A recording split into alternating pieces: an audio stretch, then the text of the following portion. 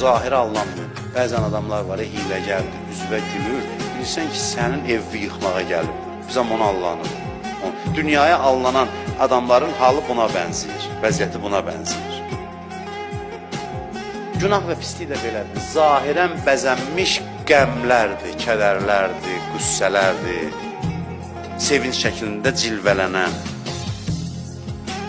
Mən sizə qayda deyim, hansı ləzzətlər ağla zidd deyilsə əla.